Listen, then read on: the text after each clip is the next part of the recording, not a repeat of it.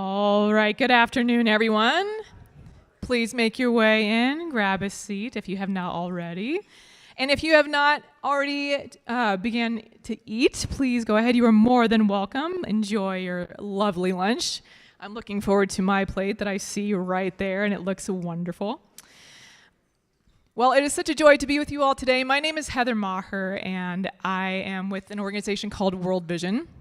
We are one of the largest Christian humanitarian relief and development organizations. We partner with local communities in over 100 countries around the world, providing life-saving food relief, clean water, access to education and healthcare, and much more. And World Vision is proud to be part of the USGLC coalition as we advocate for our shared priorities together. I also have the pleasure of being a USGLC Next Gen Global Leader, class of 2023, whoop whoop. So love USGLC and thank you all for being here today. I'm thrilled this afternoon to be surrounded by people who care deeply about America's role in the world. I think we can all agree that the last several years have indicated just how interconnected and intertwined our security and our prosperity are with the rest of the world. America's global leadership isn't Democratic or Republican issue. It's an issue that impacts all Americans. How we show up in the world is worth talking about at our kitchen table, with your family, and at the local diner with friends. This community right here is special. Here in this room are leaders from not just Spokane, but from across the state. From big cities and small towns, students to Fortune 500 companies, military veterans to faith and humanitarian leaders. We are able to come together for conversations like today's to find common ground about how America shows up in the world. I believe that America's international leadership matters to Eastern Washington for many reasons that we will talk about today, including development, diplomacy, democracy, and defense. But as a humanitarian, I know personally that America's role in the world matters to Eastern Washington because many of our local farmers provide the commodities for World Vision's school meal programs. So not only saving lives globally, but affecting Eastern Washington's local economy. And now I have the pleasure to welcome to the podium USGLC's Deputy National Outreach Director for the West and Military, Luke Wenz. Luke is not only the best in his field, but whenever I greet him, I always feel like I am welcoming an old friend, as I'm sure you all will as well. So please join me in welcoming Luke Wenz.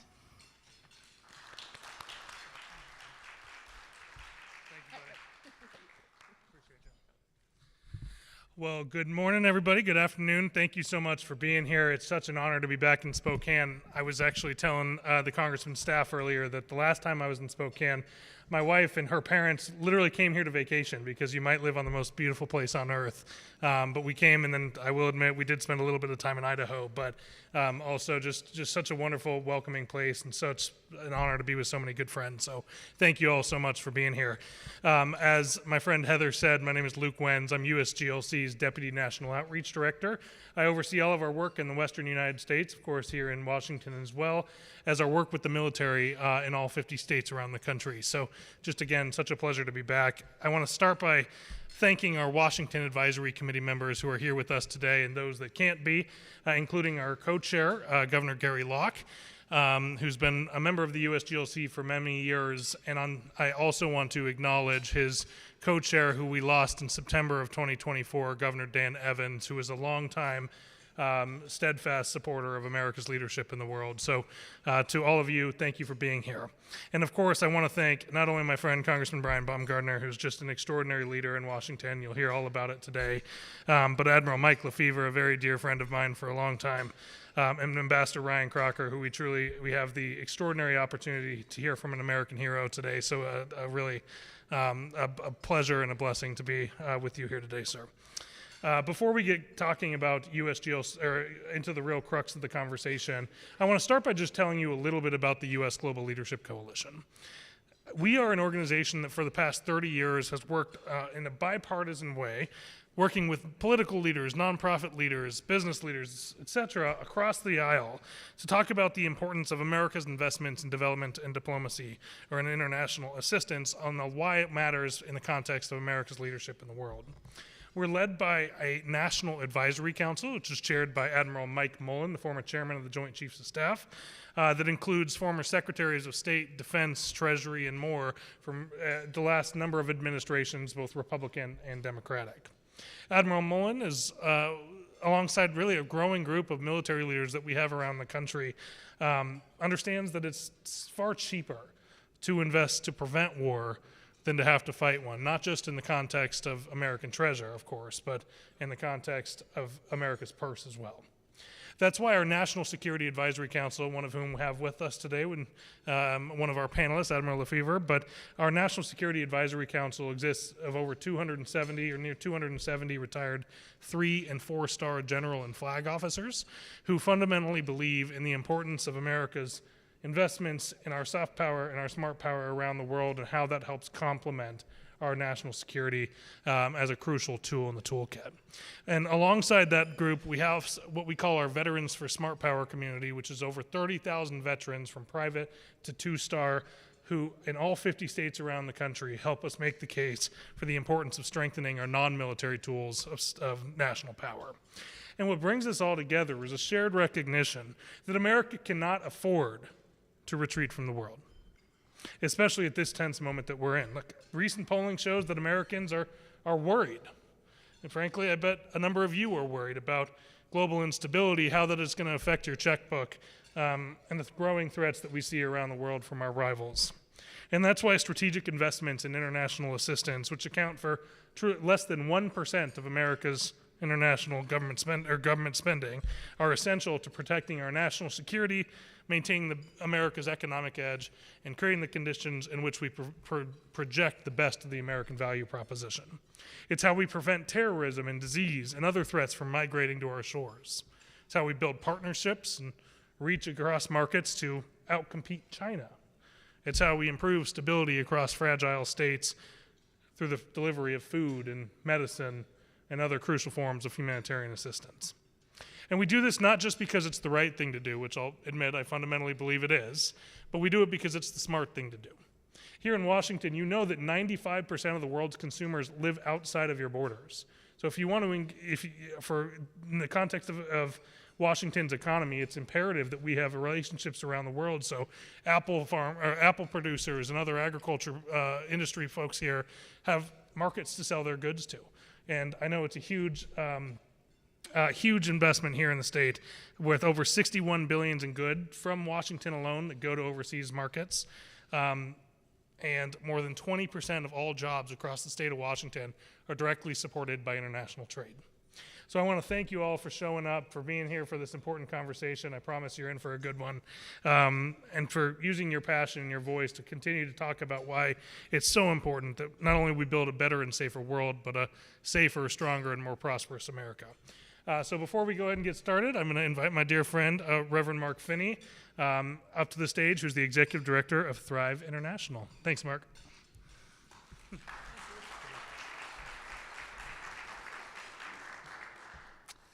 Good afternoon. My name is Mark Finney. I'm a local pastor in the community. I'm also the founder and executive director of a local nonprofit called Thrive International. In a second, I'll have a chance to introduce our distinguished panelists. First, I just want to share a little bit about who we are and what we do and why we're here. America is a leader on the global stage. Often we're the leader on the global stage. We have been and we will be. As the pioneering society who introduced democracy to the modern world, we've been in the spotlight one way or another since we signed the Declaration of Independence. What we do, what we refuse to do, what we say, what we refrain from saying, the rest of the world takes note and often follows suit. And in a world marked by increasing turmoil and instability, whether that's economic upheaval, housing shortages, the rise of authoritarianism, spreading corruption, or the unending cycle of humanitarian crises, the question is not if America will lead, but how. Now, some might assume that Eastern Washington is in a sleepy little corner of middle America where we're sheltered by the Cascade and the Selkirk Mountains that prevents us from being affected by these complex international dynamics. But that assumption could not be further from the truth.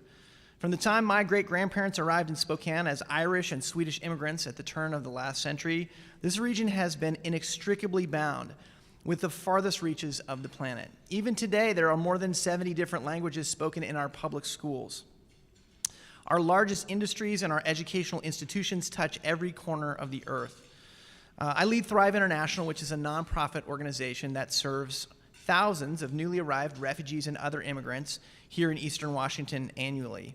Since we started in 2022, we have successfully housed and then relaunched out more than 800 refugees into sustainable economic independence and their own housing in Eastern Washington.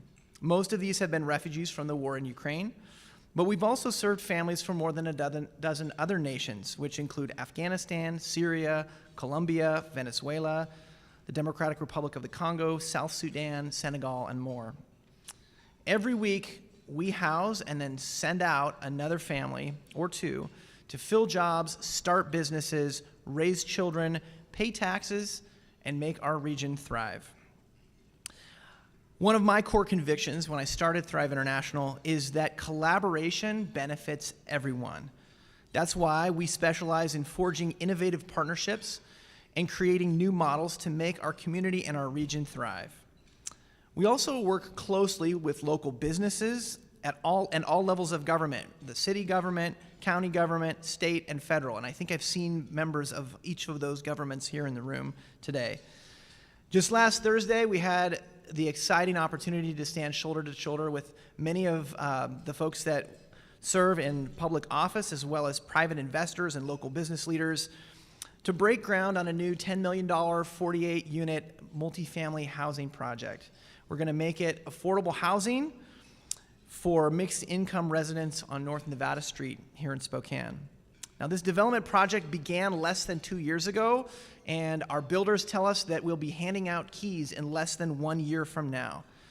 Together, we're bringing more affordable housing to meet our region's needs much faster and for a fraction of the cost than the typical federally funded low-income housing tax credit development. It is this same kind of complex collaborative effort that will determine the prosperity and security of our region, our nation, and our world as we face these unprecedented threats and challenges. Today, I'm pleased to introduce our featured speakers who know the importance of America's global leadership more than anyone and who are themselves master collaborators. After some remarks from the Congressman, Luke Wentz of the USGLC will come up once again back on the stage to moderate today's discussion on what America's global leadership means, what it is worth here in Eastern Washington. So, joining Luke and the Congressman today is Vice Admiral Mike Lefevre, a decorated veteran with 38 years of experience in the Navy. He was a senior military representative at the U.S. Embassy in Pakistan and later served as the Director of Strategic Operational Planning at the National Counterterrorism Center. Following his retirement, he worked as a senior mentor at the Department of Defense and is currently Executive Vice President of National Security for Concentric. Ambassador Ryan Crocker, a Spokane native, is a retired career diplomat with extensive experience in the Middle East, having served under 4 presidential administrations. He served as ambassador to 6 different countries, including Lebanon, Kuwait, Syria, Pakistan, Iraq, and Afghanistan. Since his retirement, he has served as a member of the International Broadcasting Advisory Board. And now it is my great honor to introduce to you today's featured guest, Congressman Michael Baumgartner.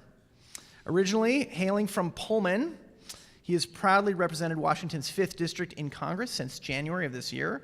He serves on the House Foreign Affairs Committee, to which he brings extensive experience from his service in the State Department and a master's degree in international development from Harvard University. He previously served as the Spokane County Treasurer, represented Spokane in the Washington State Senate for 8 years, and is a proud graduate of Washington State University. Go Cougs. We are honored. Give it up for the Cougs. We are honored today to have Congressman Baumgartner here to speak about how America's leadership around the world is critical for the economic prosperity and security of Washington. With that, would you join me in giving a warm welcome to our Congressman Michael Baumgartner? Thanks, Michael. Thanks so much. Well, thank you, everybody, for being here. Thank you for USGLC for hosting this. I think these kind of events are things we need more of here in Spokane, in the Inland Northwest, given how globally connected we truly are in living in one of the most trade-dependent states in the country and one of the most military-involved states in the country. You know, what happens around the world certainly does impact us here in Eastern Washington, and we impact the rest of the world. Certainly want to thank Dr. Finney. I had the opportunity to visit Thrive and see their good work a few months ago, and the work they're doing for our refugee committees is really important and needs to continue. I am delighted to have two such distinguished panelists to be a part of this. If you had told 2008 Michael Baumgartner that he would get to be on a panel with his then boss, Ambassador Ryan Crocker, I would be pretty thrilled about that. Certainly, Ambassador Crocker is one of our most decorated diplomats and a person who has done tremendous service to our country. I was chuckling a little bit today because he was looking at me and I was not wearing a necktie, and he noticed, and I said, well, that's one of the things about being in Eastern Washington. And he said, well, I shouldn't have to be wearing one either. And I laughed at that because we had to wear formal attire at the embassy in Baghdad as we trudged back and forth from Saddam's old palace to our little hooches in the sand, and you'd get your suit all dirty. And I always kind of thought if you were getting bombed and mortared every night that maybe khakis and a polo shirt would be just fine. So I guess the tie's on the other neck here, Ryan, with this one. So America today faces a more complex set of national security challenges, I think, at any time since World War II. And they're only becoming more significant and more severe.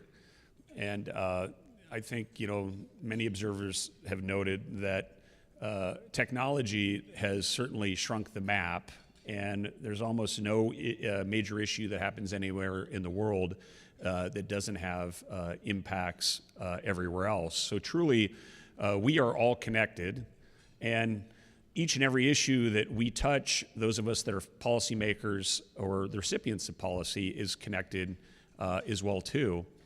And when I think about our major challenges in Congress that I think about, and in the big picture, the big things I think about is how do we as a nation face the rising threat of China in a globally changing world, while not being ignorant or immune or naive about other threats that continue to persist, such as Islamic terrorism in the Middle East, an Iranian regime that seems intent on acquiring a nuclear weapon, and all these other challenges that we have.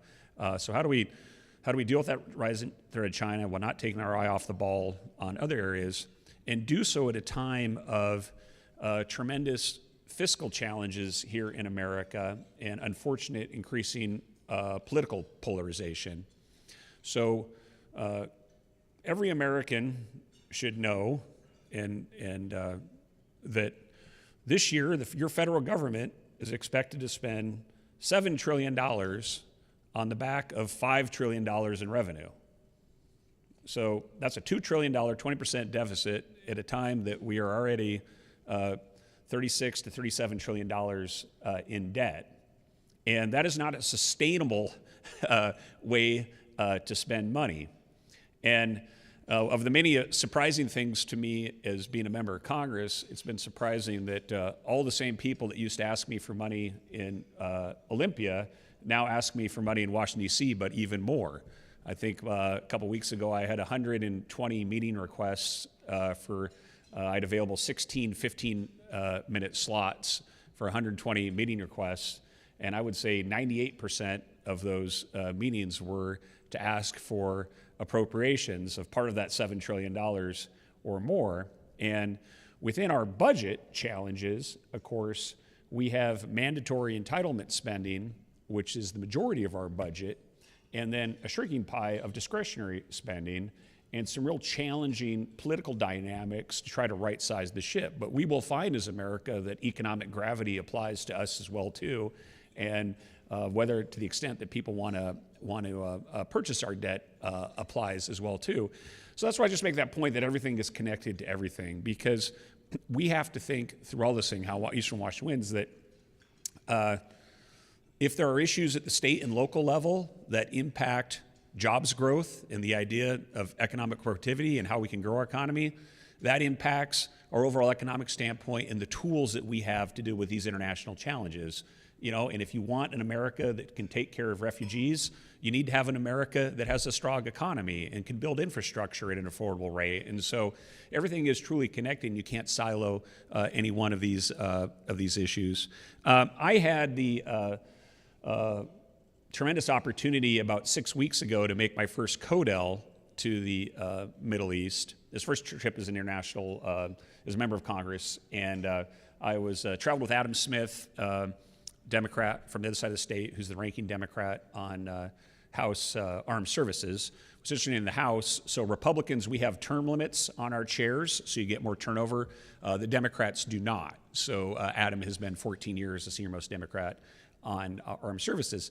But it was a tremendous opportunity. It was my first time back in Iraq since 2008 to see some of the progress the country has made and some of the challenges that remain. It really is a significantly improved country since I was there during the Iraq surge, in part because of the work of the brave men and women in uniform and the great diplomats that we got to serve with.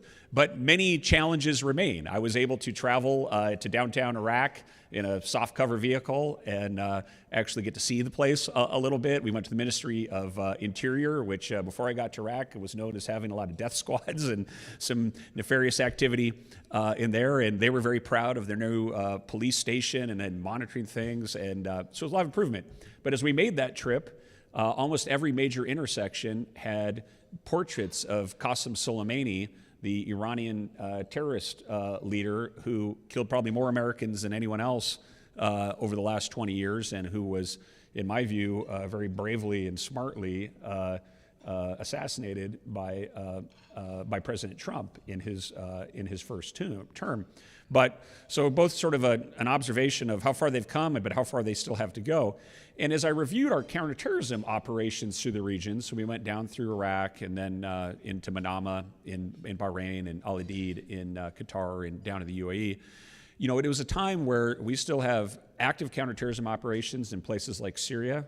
We have camps of families of former ISIS and Al-Qaeda family members that nobody knows quite what to do with in Syria. We have a situation in Syria where we need to avoid a proxy war between Israel and Turkey while still standing up a country that can hopefully find peace among itself and its neighbors. And then, of course, the biggest backdrop to all this issues, what's going on in Yemen, where there has been a very kinetic series of operations, real war going on in the Middle East. And I worry about Americans, not just in Eastern Washington, but becoming increasingly detached from these issues. So having forums like this to see how we can connect are very important. For us here in Eastern Washington, as we meet these challenges of China and how we right-size our military and our economy, there are going to be tremendous opportunities. Obviously, we're going to be impacted by refugee flows. We're going to be impacted by our terms of trade of our agricultural products. But the opportunities for this region for increased development to meet the needs of our modernized military are going to be significant. I got to review some real-time drone innovation centers that were currently doing some things in places like Yemen and Syria, getting the feedback and trying to figure out how to deal with them. And for example, right now we have a bit of conundrum with our drones where almost every drone motor is made in China. And of course, none of us want us to be in a shooting war with China. And the best way to avoid a shooting war with China is prepare for a shooting war in China.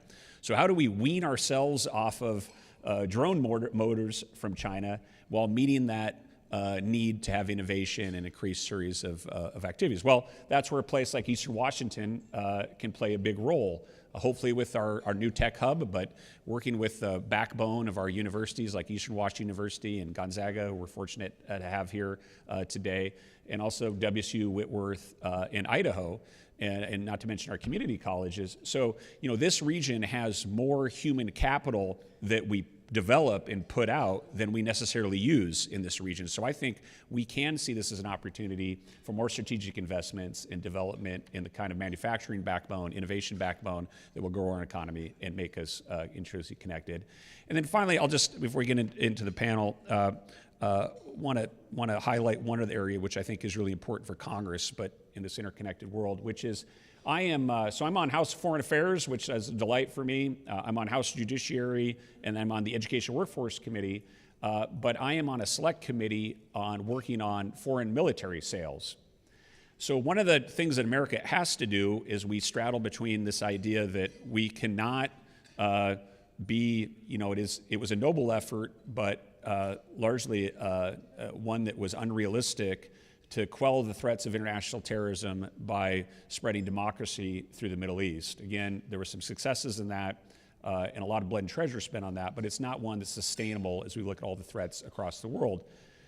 We also cannot be isolationists, and I think everybody in this room understands that. And there's some ongoing political challenges from both parties on this lure of isolationism, that if we just come home, we can save money and we won't have to get entrapped and everything will be fine. And I think it's just illegitimate viewpoint and misunderstanding of the world.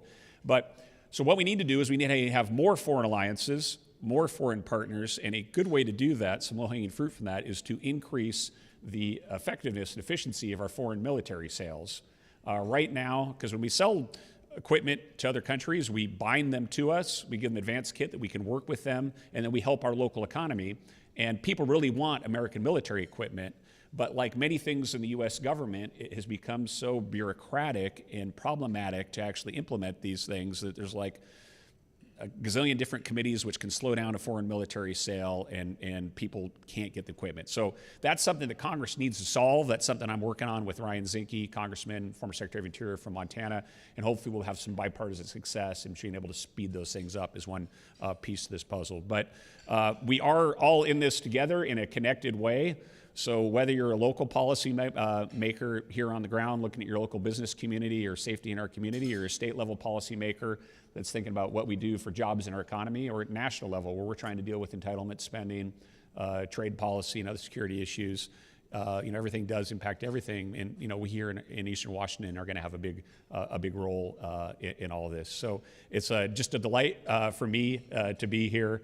And thank you for the invitation, and I hope this is the first of many USGLC events to come that I'm involved in. So thank you very much.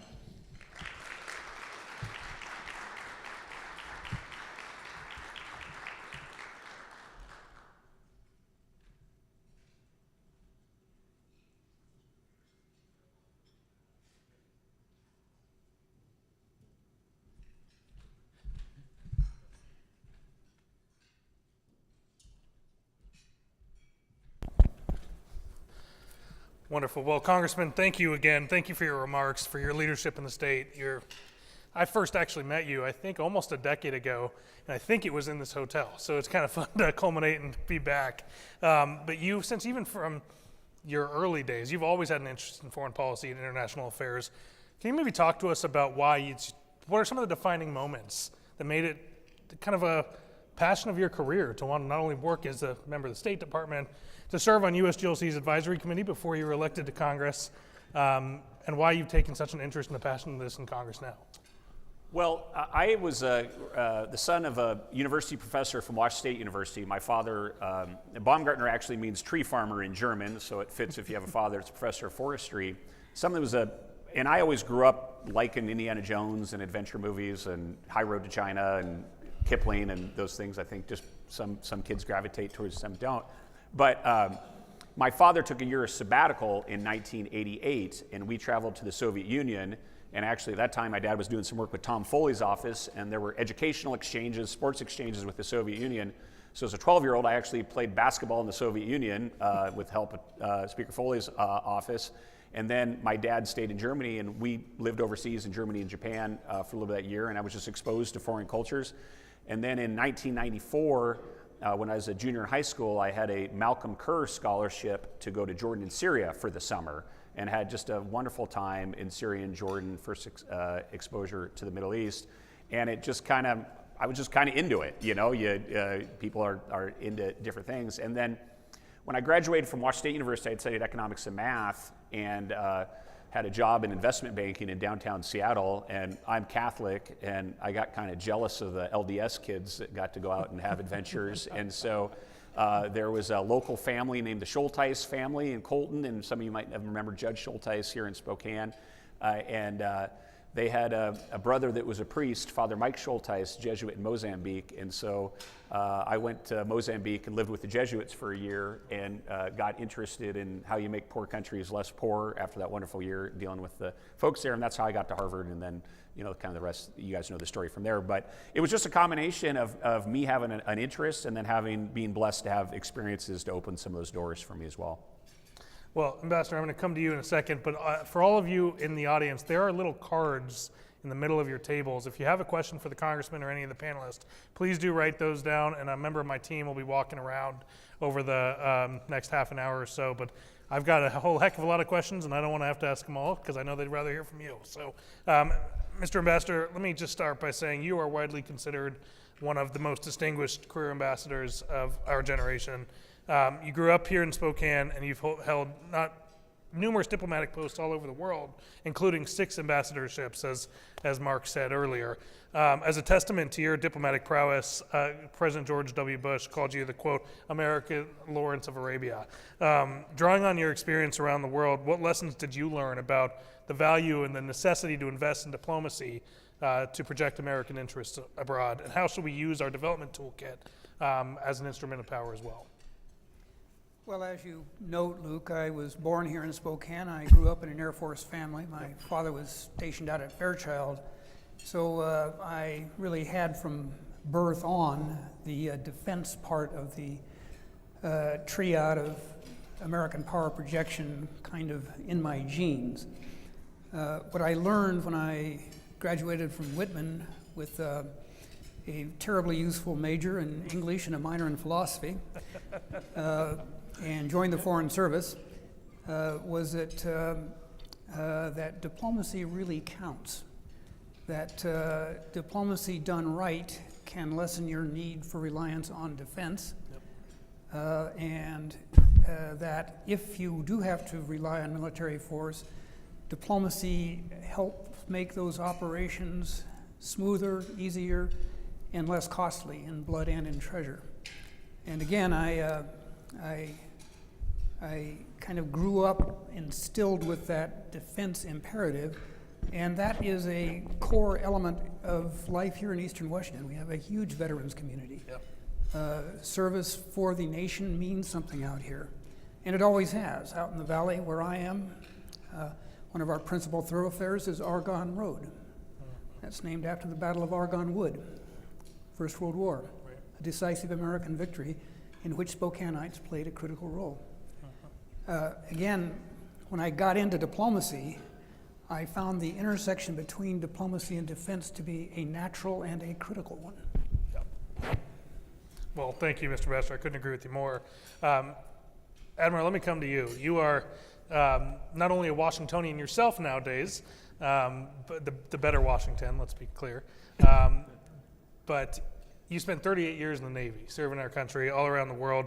This is kind of a fun moment because not only is he an extraordinary mentor to me, I know that you served with Ambassador Crocker as well while you were in Pakistan, which we'll get to a question about here in a second. But I'd love to just start by laying the groundwork. And you led also a naval strike group in the Indo-Pacific to the disaster relief, which again, we'll get back to from your time in Pakistan. But drawing on your service, what did you learn about the importance of civilian tools as a complement to our national security, or to our hard power, in projecting not only the best of the American value proposition, but for our own national security around the world?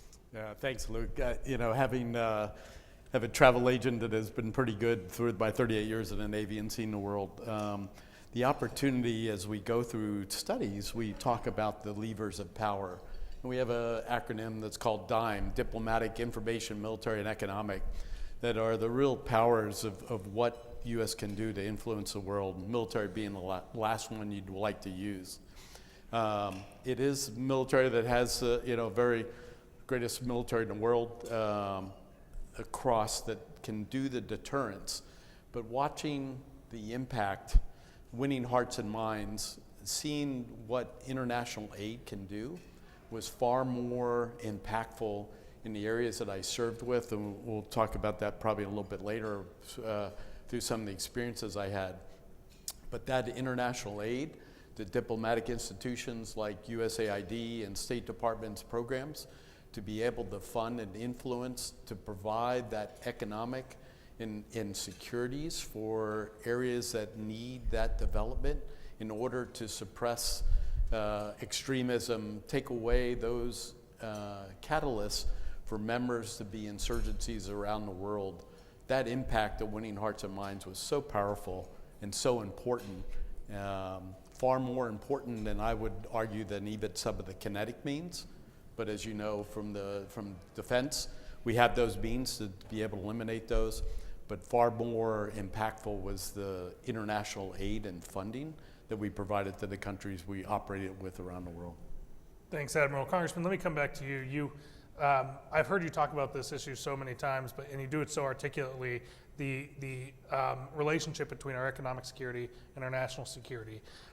Earlier in your career, you were when you were an economic affairs officer in Iraq, you talked about you advised the military on the economics of counterinsurgency. This is something that maybe not all your constituents know what you did there. So maybe you could talk a little bit about the work you did in that realm, and then maybe give us some insight now as a member of the House Foreign Affairs Committee about the relationship between our economic security and our national security. Well, during the Iraq surge, which it seems it's notable, I guess we're coming up on the 20th, nearly a couple years away from the 20th anniversary of the Iraq surge, and I think it will be something that will be further studied and appreciated as time goes on. But essentially, America invaded Iraq without a great plan for an insurgency. I think in my view, it would be fair to say.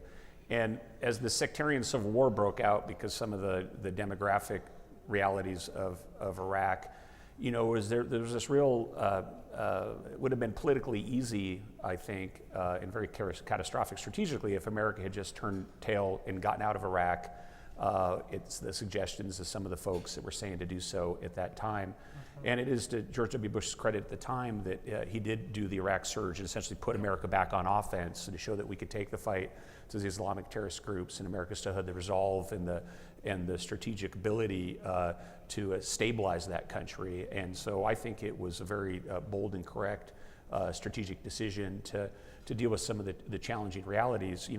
My role there, I was blessed to be in a special office called Joint Strategic Planning and Assessment that did some strategic thinking for the ambassador, and then I also got to go with the ambassador and David Petraeus every week to see the Iraqi cabinet and help manage some of the operations, interconnected operations we were doing in Baghdad. And it was the month I arrived in Iraq, I think 120 Americans were killed roughly. It was the bloodiest month, I think, of the war for Americans, and I think roughly 13 months later when I left, it was, I think about 11 Americans were killed the month I left, which is just to say there was tremendous progress that you could see during the course of that, and I think America has a lot to be proud of the work they did there. Here in foreign affairs, what the challenge is right now is, I think, and those of us that care about development, that care about refugees, that care about the softer sides of this, need to focus in on tying everything to America's national security efforts. Yes. And I was at a 25-year reunion for Harvard a couple weeks ago in an international development program. So a program developed to try to specifically develop the livelihoods and the welfare of people. But my comment to my colleagues was, look, America has a lot of challenges. American people feel some of them aren't doing quite as well, and there's this rise of isolationism. And I think there's a lot of legitimate concerns. You can't just dismiss the concerns of Americans that don't see value in this. What we all need to do is to look at them through a national security prism. So if you're looking at foreign aid, how does it impact our security? How do refugee flows impact our security? And just recast and reanalyze that, and then acknowledge that there has been some politicization of some aspects of USAID and some of the things state has gotten into with, they've been working for their various administrations through the years as well too. But to me, that connectivity that you ask about is that resolve and good stuff we did during the Iraq surge in a tough circumstance, and then kind of reapplying it right now to this moment in time for the American people in a hopefully bipartisan fashion to connect those dots. And then the final thing, I'm going on a bit long here, but the point I want to make, because this is a room full of people that think deeply on foreign policy issues, is that it has to be, the American people have to believe in what we're doing. They can't be bystanders to it. It can't be, well, this is the stuff that needs to be done, and we're not going to try to run it through, Congress. The Congress has to be involved in the oversight. It has to be voted on, and they have to make the case to the American voters. Otherwise, it just is not legitimate with our democratic system of government, and it's ultimately unsustainable. And so, just bringing the American people up to speed and along in communicating the needs of these things on the backdrop of foreign policy and national security, I think, is really our task at hand for those of us that care, that realize the threats in the global environment and what Congress needs and the American people need to do to face them. Congressman, I want to put my hands together for you already, but if I could just do a quick follow-up. You have one of the most ag-heavy districts in the country.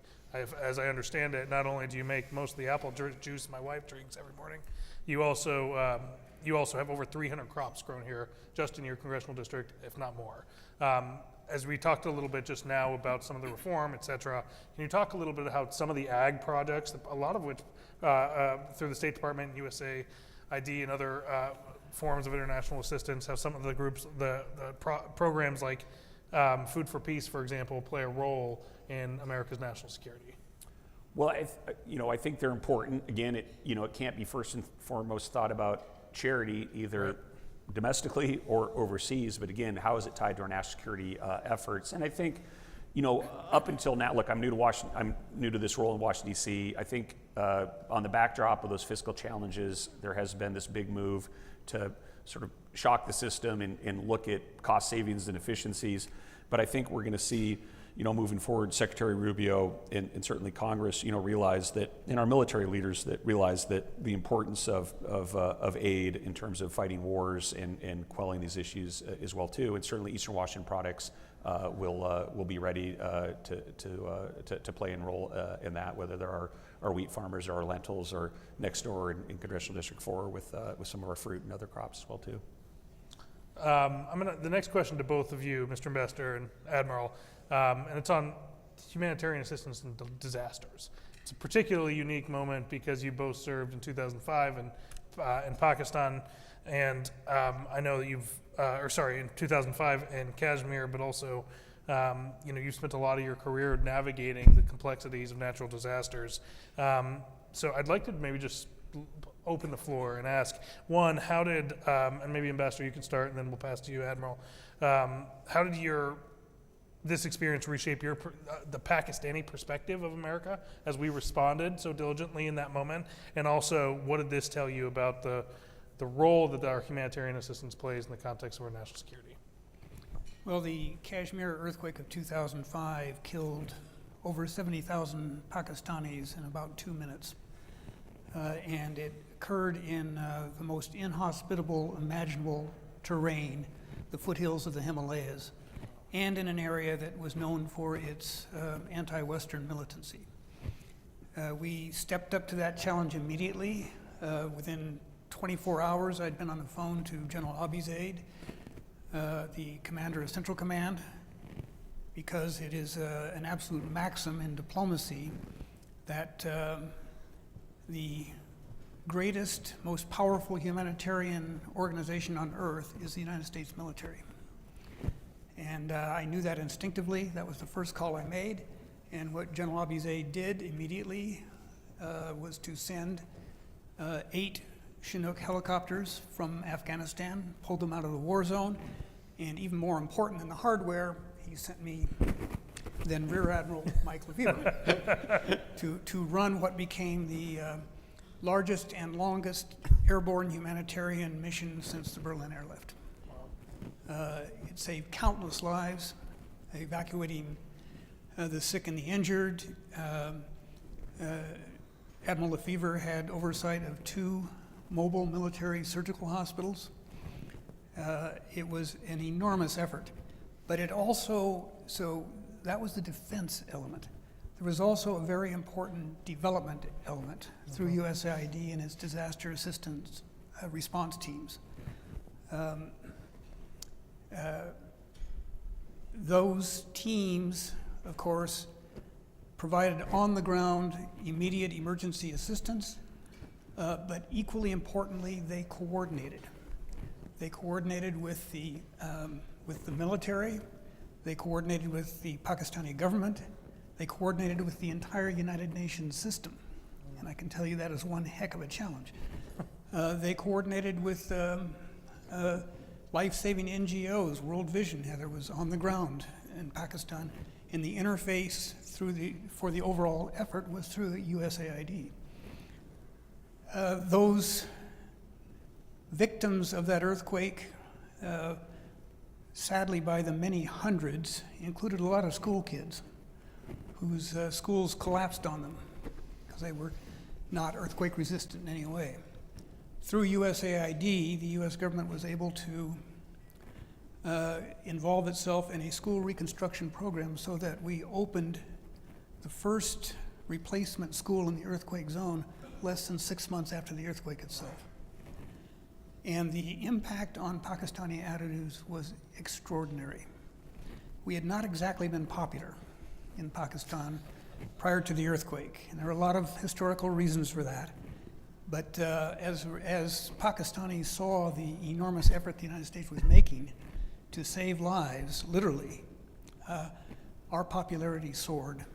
And again, Admiral Lefevre brought in a brilliant communications specialist, a Navy Reserve captain who taught me a tremendous lesson in public affairs, that it's not about gilding lilies or lying to the people. It's about telling the story in the most effective way possible of what the U.S. was doing. So we became really from pariah status in Pakistan to justly recognized as a major life-saving force for literally millions of Pakistanis. Wow. And I would just add to that, at the end of you may remember this, Mike, we had 2 meetings a day that I chaired,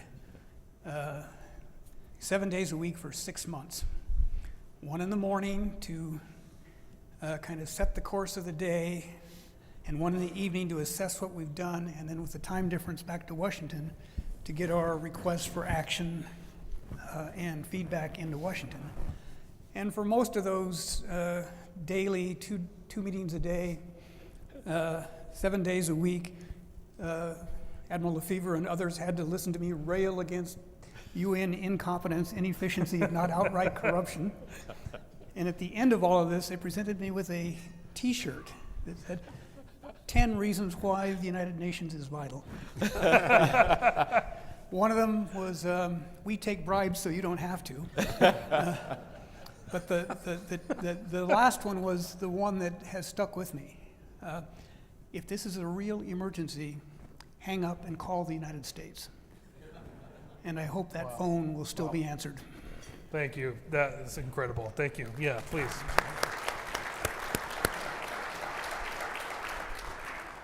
Admiral, I don't know how you're going to follow up on that, but I'm passing to you.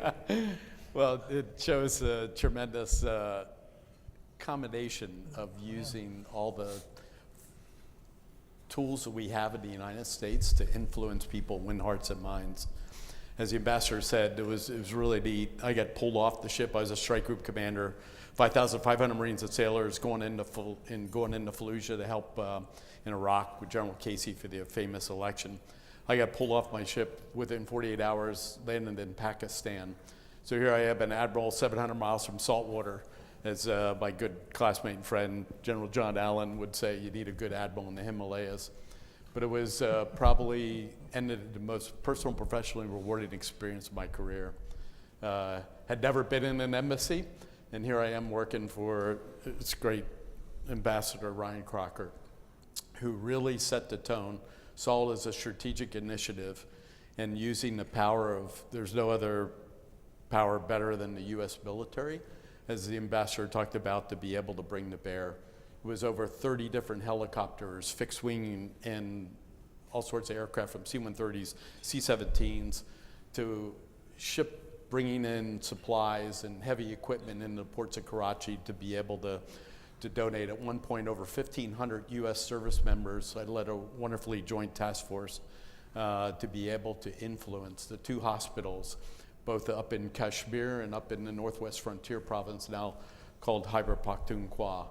But had the great ability, the planners and teams that come together to be able to support the tremendous relief efforts in a supporting relationship, to be able to support U.S. relief efforts to Pakistan, which ended up, when we did the results, was the highest approval rating the United States ever had in Pakistan. Was like 87% approval rating of U.S. in Pakistan in a torturous environment, what they were going through, operating in areas where terrorist training camps were, but influencing people. What was even more special is 3 years later, I was sent back as the commander of the defense representative in Pakistan. And those schools that were being built by USAID and others in these troubled areas, to see them opening and be a present for that was just so incredibly rewarding and impactful. And then another year later was the horrific floods in 2010 that basically would stretch from Maine to Florida if you put it on a map of the Indus floodwaters. But here we were again, the U.S. military supporting the U.S. efforts to be able to do that. I'd go into some of these areas where they'd recognize the Angels of Mercy, which was our Chinook helicopters, showing up and providing aid and support, and the impact that we still had to that day and continues forward. So it was really quite amazing under the great leadership of Ryan Crocker to be able to have that strategic moment in time to influence Pakistan to be able to be a partner for us in counterterrorism and throughout. Well, thank you both for those stories and giving us an insight as to what it was like. Congressman, my team has picked up a handful of questions here. The one that certainly has come up the most, so I'm going to start with this one, it's directed to you, is on the new international assistance reform. Obviously, Secretary Rubio said the most important thing that we do is ensure that our foreign policy makes America safer, stronger, and more prosperous. There's questions here, so I'm going to try to do my best to push them all together. But maybe I'll put it this way and said, how can Congress perhaps work the best with this administration to ensure that our international assistance makes our country safer and stronger, and continues to show us a return on investment at home? How do we keep doing that? Well, I mean, it's a great question, and one that we're working on right now. It's interesting when I showed up on House Foreign Affairs, I learned that every year there is something called the NDAA, essentially the defense budget is authorized every year. As a standalone budget, there hasn't been a reauthorization of the State Department's foreign assistance, I believe, since the early 2000s. At least that's what I've been informed. So why is that? And what I've been told is because as a standalone entity, the State Department's budget can't survive on the House floor, which, why can't it survive on the House floor? It can't survive the amendment process by the people's duly elected representatives in Congress. Right. So there you have a disconnect between, the need for it and the value the American people see on it. So we need to work on that the American people, it's happening in such a way that the American people believe in it. But it's important. There has been a lot of damage, and some of it has to do with the fact that we're $37 trillion in debt, and you're spending $7 million on the back of $5 million, and the easiest thing to cut is the money going somewhere else. But also, there have been some projects that have been very political and radically political in their orientation that have done a lot of damage to the heart of what is the American foreign assistance effort. So, when you get into the identity politics stuff and you see our foreign assistance, as the previous administration did, as a tool, as part of that effort, that's really done a lot of damage. And that's kind of the high profile stuff you're seeing in Congress right now when it's talking about some of the more extreme USAID projects. They're detrimental to the overall cause. So it would be good. I mean, I certainly am not in favor of some of the transgendered operas in Peru and this sort of thing that the previous administration has done. But we need to streamline this stuff, have that conversation with the American people, and my hope is that we can do it on a standalone basis, or if not, it goes back to the NDAA and it continues to be valuable. But the other piece I just think to it is it has to be problem set based, and you think about the story that the ambassador and the admiral tell about what happened in Kashmir and why it mattered because of the Pakistani, how they worked on that specific problem set and how it mattered to U.S. national security. So it just has to be localized. And if it's dealing, I think the best thing that America has done from an altruistic standpoint in the last 20 years is the PEPFAR program with HIV under President Bush's leadership that has just saved a lot of lives. It's an important project, and it really is something that even Congress has a lot of support, particularly from the Christian community that resonates in Congress. So again, that's the problem set when I think about that one. Okay, look, this is an important project, saves lives. If you look around the world right now, birth rates are plummeting in Western Europe and in the developed world. They are still very high in places like Africa. So there is going to be this demographic force of gravity on migration flows, and how do you tie PEPFAR into that conversation in a national security sense? So to me, that's kind of the process that you think through on it as well too. And my early indications from Secretary Rubio are in the administration that obviously there's a lot of high profile and political stuff going on, but they fundamentally understand the need for foreign assistance as well. Thank you, Congressman. I've got a number of questions. Could I just jump Please, in on that? absolutely. Because it's a very important point. And I think it goes back to the extreme polarization that we're seeing in American politics. USAID, like any executive agency, is the tool of the executive. That's what it exists to do, to carry out the policies of the President of the United States as resourced by Congress. What we've now gotten ourselves into, I think, and as we look at the wholesale destruction of USAID, I think it is unfortunately the poster child for our polarization. Many members of Congress and of certainly the current administration are dead set against some of the programs that USAID was implementing it. Those programs were not a creation of USAID. They were the creation of the previous administration. And I greatly fear that at this juncture, we are doing ourselves great institutional damage by effectively eliminating USAID and fasten your seatbelts, particularly if you're in the State Department, that's coming next, to punish the policies of a previous administration. What we've got to find a way to do, as Congressman Baumgartner, I think, eloquently suggests, is find a way to go back to baselines. This is about America's national security. We need our institutions to ensure that security. How best do we do it? Couldn't agree with you more. Thank you, sir.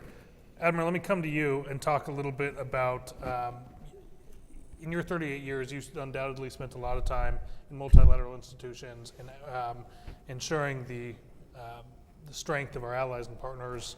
Could you maybe talk to us or maybe provide any insight that those of us who haven't spent 4 decades in the military that you have and how you worked with our partners around the world, why that mattered in the context of our national security, and why it matters here at home? Yeah, great question. NATO, I know you spent time working with NATO. Yeah, some time with NATO. In fact, in Pakistan, NATO came in and relied on us from our relationships and the leadership that we had and the foundations we built already.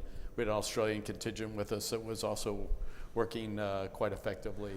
But it's the power of the coalitions as we saw it, and Congressman Baumgartner mentioned it in his remarks, about how powerful that union was, about the strength of the relationships, the foreign military sales, the interoperability, the training, the effect that we have building coalitions around the world to be a formidable approach against China's influence and others throughout the world, to be able to stymie that because of those coalitions, the strength, the common operating equipment, interoperability, exercises that we do around the world to show that unified front, just like we did in Iraq after Saddam invaded Kuwait, that no longer can one service or one entity solve it all, and it is the strength of the collective, much more synergistic than just the sum of its parts, of what that does to show a unified front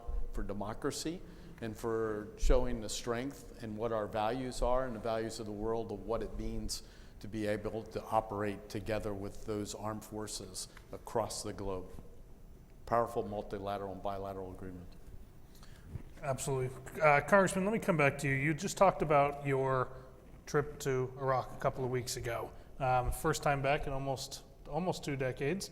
In an article you wrote after the trip, you emphasized that the U.S. needs to work with regional partners to address terrorism threats, warning, quote, ISIS and Al-Qaeda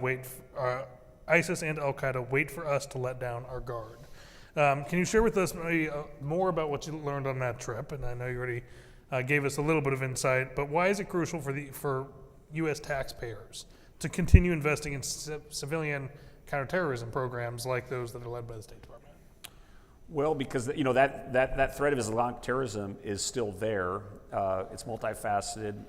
It's gone global in the sense of how they can connect with sat phones and take kidnaps and extort and get into cryptocurrency scams and all the issues we deal with in other areas. And we want to minimize. I want to minimize to the greatest extent possible our men and women in uniform having to be in dangerous places and spending American taxpayer dollars. And the best way you do that is to build alliances and coalitions with folks and get other people to step forward in that. And what we saw with the and there's no silver bullets, and it's not easy, but what we've seen from countries like the United Arab Emirates, where they have been, in the Saudis, in places like Yemen, to my view, the UAE has been very strong against the Islamist project. They've been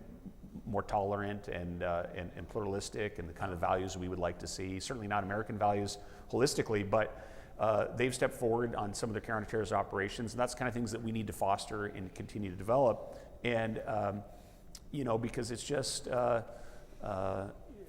we were spending at one point in the Iraq and Afghanistan wars, we're spending over $12 billion a month on those conflicts, and so that was unsustainable from a budgetary standpoint. And then just the force rotations, and we've put an increased amount of military burden on ever fewer families, just because fewer and fewer families are serving our military. So that's a thing that we have to be cognizant of as well too. So we want to build partnerships, in that part of the world, and not take our eye off the ball, but then right size the force to think about how we're going to deal with the issues of China and other places. So alliances to me are really key in that, because the threats just aren't going away. And there are some folks that I think naively just think that America is the problem, and that's just wrong. It was wrong when people like Noam Chomsky said it, and there's wrong when people on the other side of the aisle that say it. Everything I've seen in my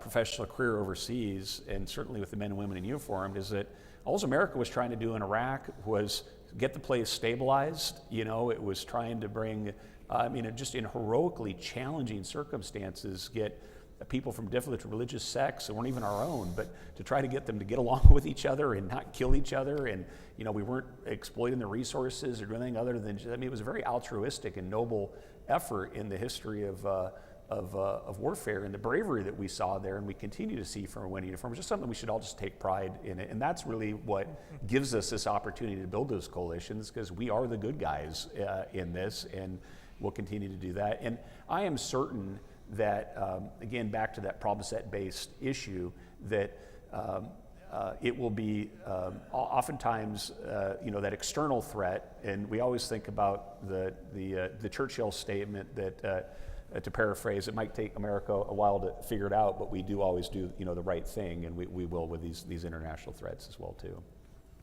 I could listen to you all day, Congressman. Ambassador Crocker, I'm going to come to you, but I think, Congressman, maybe you'll have some thoughts on this as well. A good question from the audience basically sets the stage that America's investments in development and diplomacy have long been a bipartisan issue. Folks on both sides of the political aisle championing this. And the question is, what's the nature, from your perspective, Ambassador, of the threat that polarization poses to our national security? And I know you mentioned it and talked about it a moment ago, but as this has long been something that both parties sat down and agreed with, that investments in these kinds of programs are good for ourselves here at home, maybe you could just hit on that question as well. And then, Congressman, if you'd like to jump in, feel free. Yeah, it's a crucial question. We're at a hinge point in history, I think globally and in our own history. What kind of country are we going to be? What kind of world do we want to see?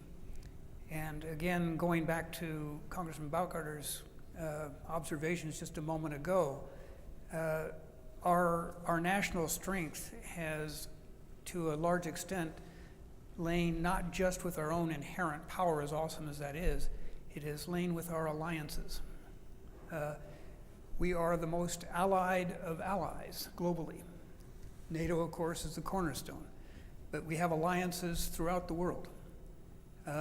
This puts us in unique contrast, say, to China and Russia. Right.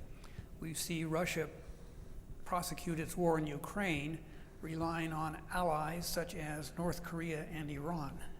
If that's your choice of allies, you're in trouble internationally. Yep.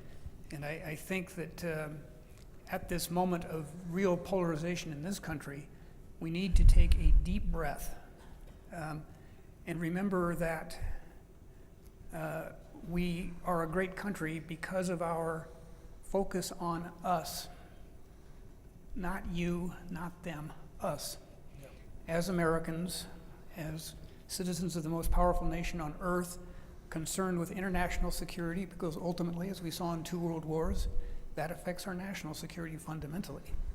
So it's a kind of a plea at this moment that the way forward, I don't think, comes from more polarization, more zero-sum thinking, more refusal to compromise or to concede for a moment that the other side may have a valid point of view. That has, I think, brought us to the brink of serious difficulty in this country, and it weakens our position internationally. So I would hope that we could take that deep breath to focus on the solidity and strength of the institutions we have laboriously and painfully built over time, of development and diplomacy as well as defense, and find ways in a bipartisan fashion to have a discussion on what is our national security and how is it furthered. Right. Clearly, as you have said, Luke, as Congressman Baumgartner has said, economic security is fundamental to any form of national security. Yeah. So that would be a good place to start. And I would hope that individuals of breadth and vision in Congress could start that conversation. Big shoes, Congressman. Well, Congressman, maybe I can come to you then and ask you a question that's more specific to your district. At Washington State University, of course, your alma mater, WSU plays a really important role in the global health community, doing work all over the world, strengthening not only supply chains, but doing extraordinary research and the institution, what am I looking at here? Early warning systems for infectious diseases that is happening right here in the state. Maybe could you talk a little bit about how the role and the importance, I mean, Ambassador Chowdhury's here as well knows this better than most, the importance of America's academic institutions in the context of our foreign policy. Well, I think they're extremely important. I think the American university system, has been the gem and envy of the world with how it combines foundational research and scholarship with private industry and social mobility.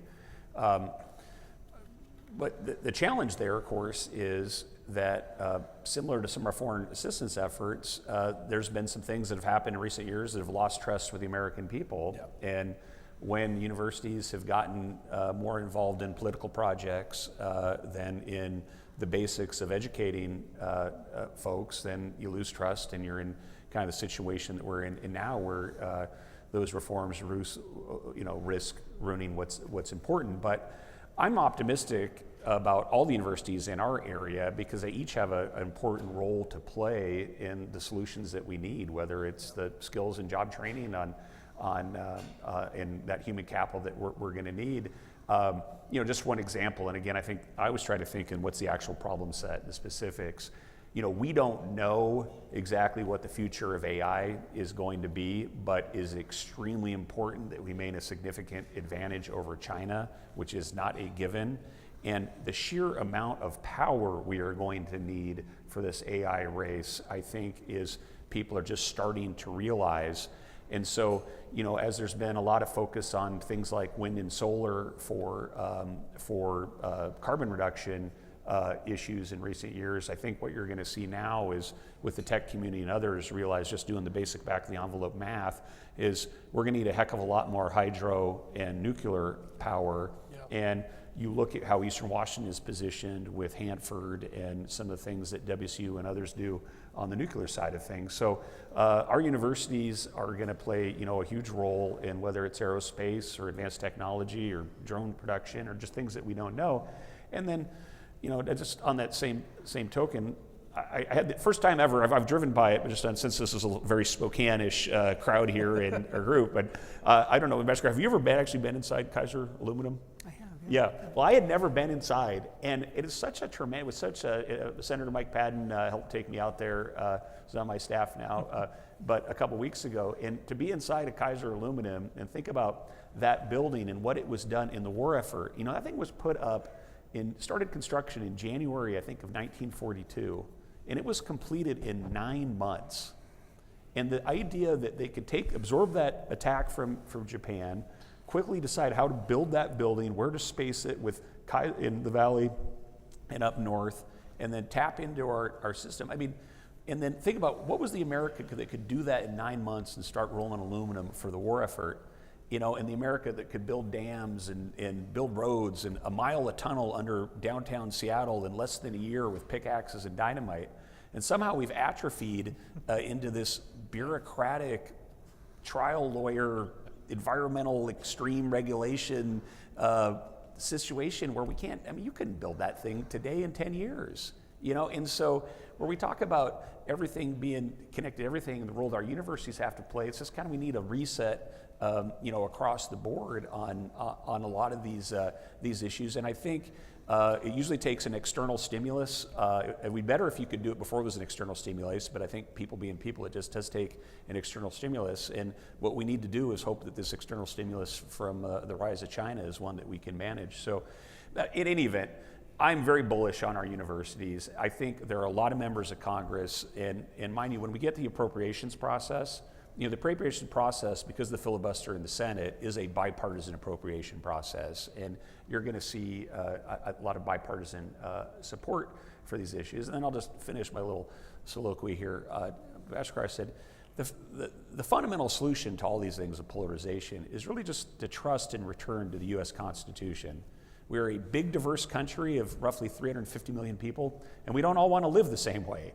And so if you trust in our federal system where power is devolved and you have space for everybody to live that they want to live, rather than trying to impose top down, people in rural parts of Eastern Washington don't want to be told exactly what to do by Olympia and Seattle. And similarly, people in San Francisco don't want necessarily a group of people in DC tell them how to live. So if we just trust the Constitution, our federal system, allow our differences to be something that we respect rather than divide us, I think that really is a solution or the only solution for us as a country staying unified to meet these challenges.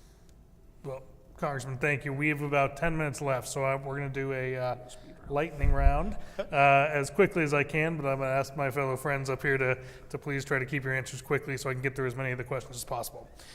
First, there's a good question here, and I'm going to send it to you, Ambassador Crocker, on fragile states, saying, and I'm going to reword it a little bit, but incorporating your own experience, can you talk about how investing in preventative work like diplomacy and development keeps conflicts from erupting into larger wars and larger conflicts? Why is the preventative work so, maybe tell us a story about the investments that we've made in preventative work and how that impacts, keeps us out of wars in the long term. I can give you one very recent example of highly effective U.S. diplomacy. I was in Pakistan about a little over a month ago, where I am pleased to report, Admiral, that your efforts on behalf of the Pakistani people 20 years later are still very warmly remembered and still influence current decision makers in Pakistan. But while I was there, a terrorist attack occurred in Indian-occupied Kashmir. A brutal attack that killed 24 tourists, and the perpetrators were able to make good their escape. The American administration took the view, and you can understand the logic of it, that this is not a U.S. problem. This is a problem between India and Pakistan. They need to sort it out, but they didn't. And we saw a series of escalations across the border, including attacks on population centers in both countries, of a magnitude that we had not seen since both countries achieved nuclear weapons capability.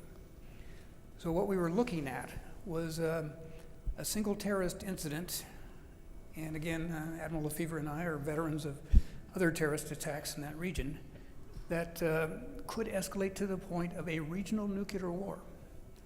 And what happened? The President of the United States stepped in through his Vice President and Secretary of State. They worked the phones one entire weekend between New Delhi and Islamabad. And what happened? American leadership diffused the crisis. That's what American leadership, what American diplomacy can do. We are still that indispensable nation.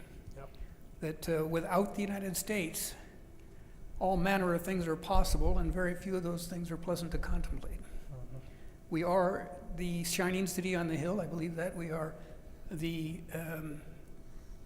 force for international good, and have been since World War II.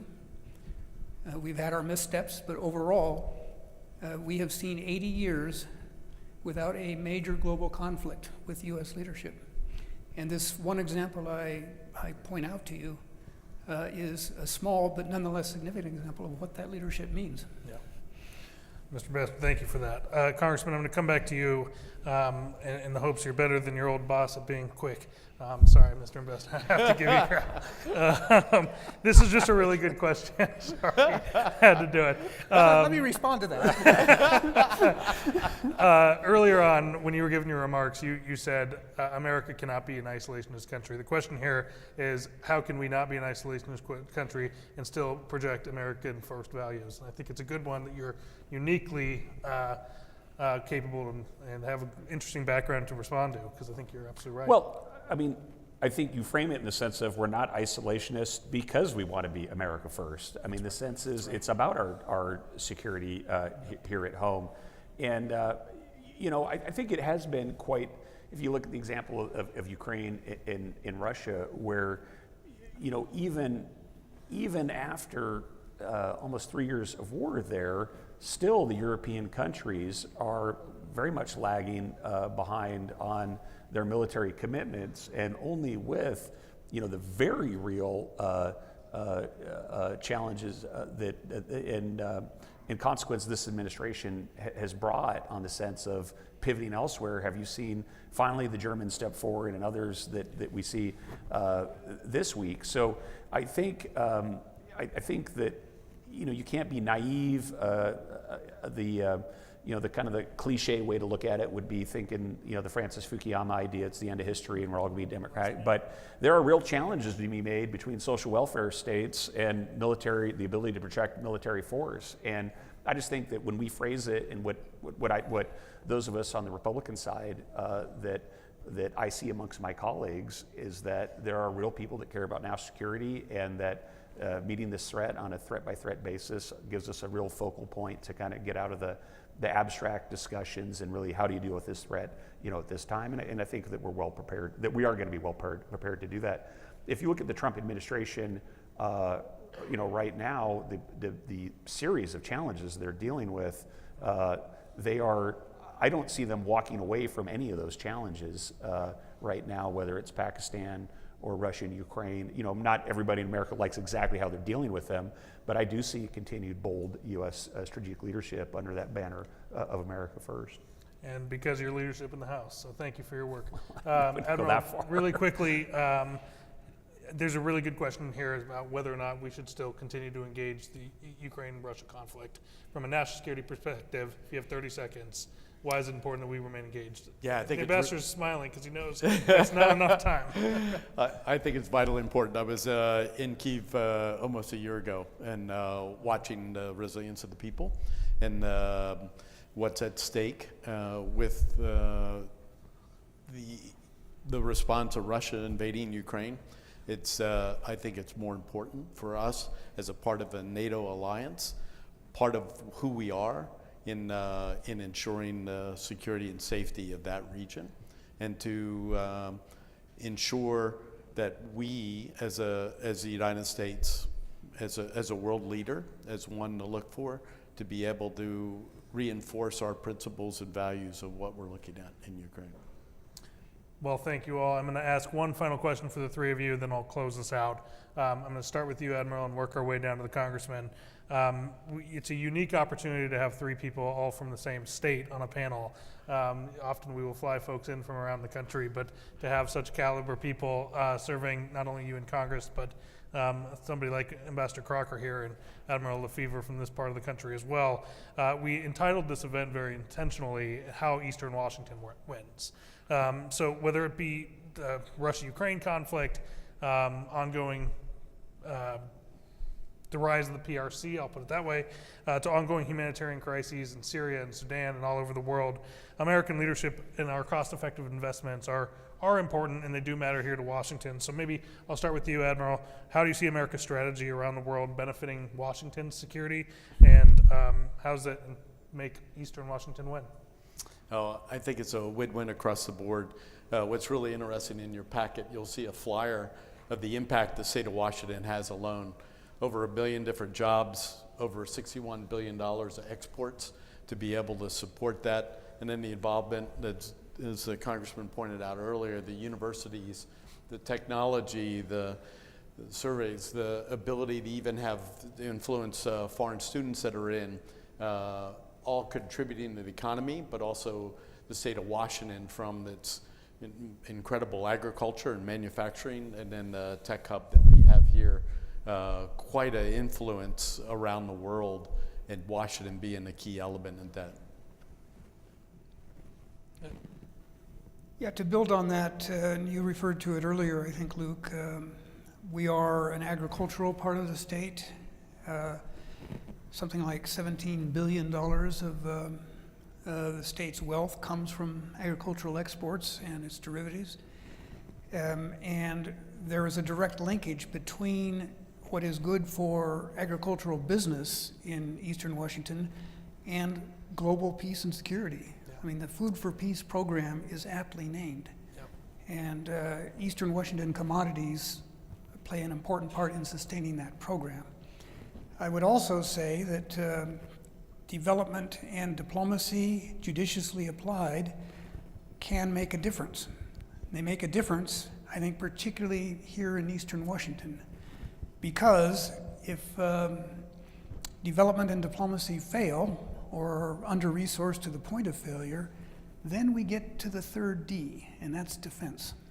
And Eastern Washingtonians will step up to the fight, as they have since World War I, and they have in every conflict we've had since. I am very proud of this region and of my fellow Eastern Washingtonians for that resolve, that courage. They are deployed around the world even as we speak in uniform. I just hope that we will sustain the other two pillars of our national power in a way that means we do not have to rely on the men and women of Eastern Washington to fight the fight that we will win. And I'll just say thanks again to US GLC for putting this together.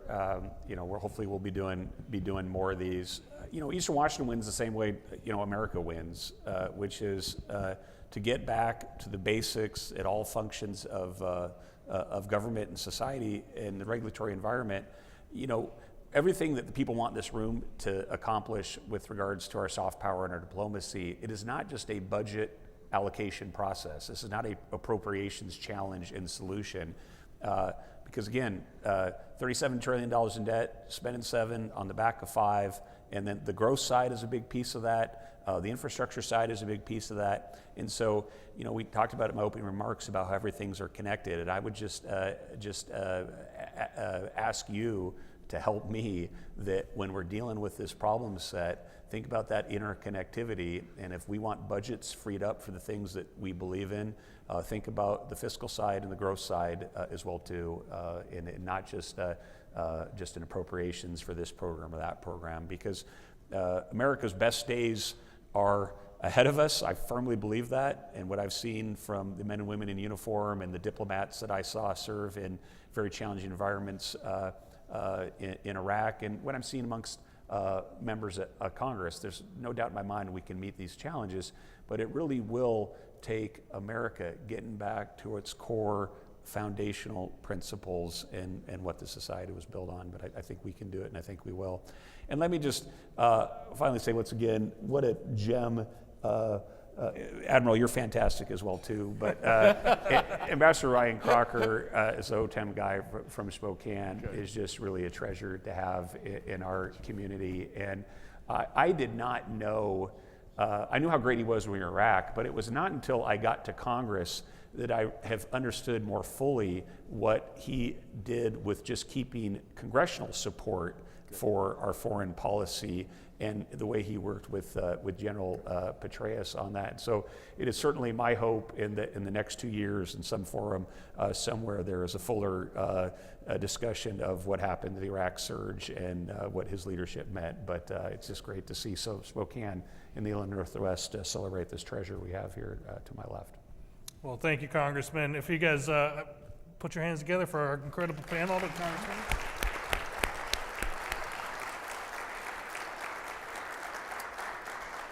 And lastly, before we call it a day and we get you all out of here, just a couple of other things to mention. First, I just want to thank again our Washington Advisory Committee members for all you do. Second, Congressman, I usually don't do this, but you have amongst the best team in the United States Congress. Dr. Dan, you are an incredible guy. Thank you for your leadership and your friendship. And thank you, Congressman, for yours as well. But I just wanted to give him a shout out for just being such a great leader here in Eastern Washington. And when I first met him, when he was I think a Pennsylvanianite. There we go. But just a wonderful guy who served our country, so thank you, Dan. Honestly, the best part of my job is having the ability to talk to people like you, to get to know you and to talk about why these things matter to all of you. So I hope you will take my cards there in the middle of your tables and follow up with me. I'd love to continue the conversation. Look, I know we're all busy and I got to get a congressman out, so I'm just going to ask 3 things from all of you. The first is, we have an upcoming event in Washington, D.C. I know a handful of you are already coming in about 2 weeks. For anybody that would like to attend our Impact Forum, it's 2 great days to hear from some extraordinary speakers, and then we'll spend a day on Capitol Hill where we'll see the congressman and his team. We'd invite you all to join us there. Number 2, if you're new to USGLC, we're putting up a little barcode thing or QR code or whatever it's called. Feel free to take out your camera if you'd like to and opt into updates for what's going on in DC and around the country in the context of American foreign policy. And we'll keep you apprised of events like this that happen and ask you to reach out to your member of Congress when he continues to show leadership in